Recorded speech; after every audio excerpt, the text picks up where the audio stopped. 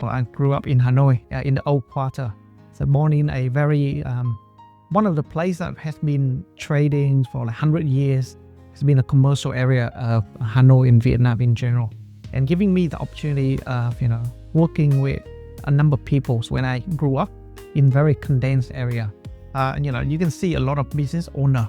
People can go out and open their own sort of coffee shop, restaurants, a chain of fashions. So I think like Vietnam in general is a good country to see a number of entrepreneurs coming out of the place. My mom was an entrepreneur herself, and then I just followed suit. We have our own sort of small herbal shop in the old quarter. So we have a lot of inventories, and we put it on the street. Before people just making their business on the street, we have our own shop. And every day I help my mom to bring out the inventory from the house to the street and then back. It's the best business class. So I think that growing up with it is giving you a lot of sort of a perspective, and also subconsciously you now you look back and say, oh, that's how it works. Right. Old school. Used to be my primary school.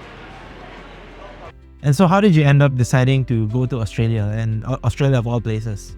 Yeah, so I think that wasn't my decision. My mom one day just told me like, oh, hey, your cousin is in Australia, you should go there too. I said, okay. So I was like, okay, what should I do? I said, you need to learn English. I was like, okay.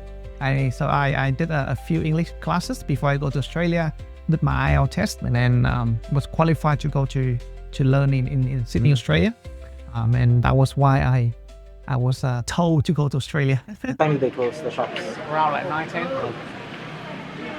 Unlike Australia, everything shut at 5 p.m.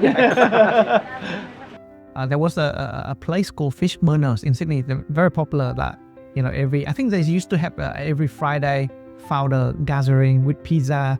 You come in, listen to different pitches, people network, get to know ideas. So I think back in 2014-15 in Sydney, Australia, we started to see more and more sort of tech startup being, I wouldn't say boom, but more of a appear in the market. One of the founders that left the impression on me is his name is Chris. So he founded a company called StockSpot. I'm one of the clients as well. So the concept is similar to what Finhay does, helping clients over there to sort of save and invest. And also I use a service called Acorns in Australia. Right. Yeah. So Jeff is a co-founder of Acorns America. So I really enjoy the model and like the model, and I learn a lot from it. Well, I feel fortunate, after I sort of founded the third startup, which is Finhay, focusing on helping retail clients in Vietnam to get access to financial services. So I think that was the time in Vietnam, the government in Vietnam tried to push tech transformation 4.0 industrial revolution. So it just helped.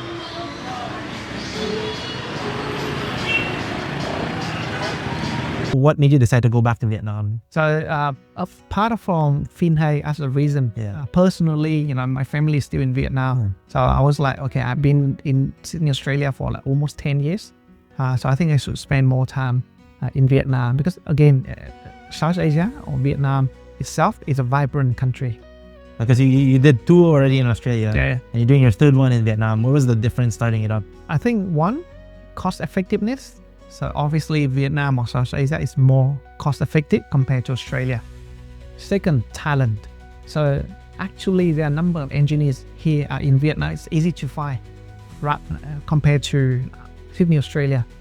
It was very, very hard for me to ask an engineer that work in Google, work in Amazon and so on, Microsoft, and go back to work in startup. I was like very hard to convince them.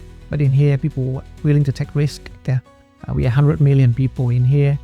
Young population, median is like 32, 33. And so market, cost effectiveness, and talent pool. In 2017 and 18, when I returned, it wasn't there.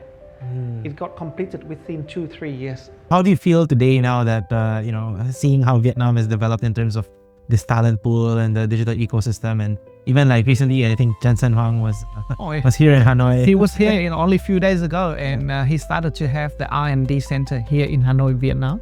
So personally, after return 7-8 years now, I can see a lot of things have changed. For example, if we look at cash payment, I still remember 2017. You go on the street and you pay cash, obviously. And you ask people, can I transfer money? On bank, people keep telling me crazy. But look at it now. You can transfer money, pay by card, QR payment, and it's normal. And you pay by cash, people was like, oh, can you? So after 7 years, it shifts. Banking getting a lot better. So in some ways, a little bit advanced already compared to. So I think Vietnam is transforming very fast.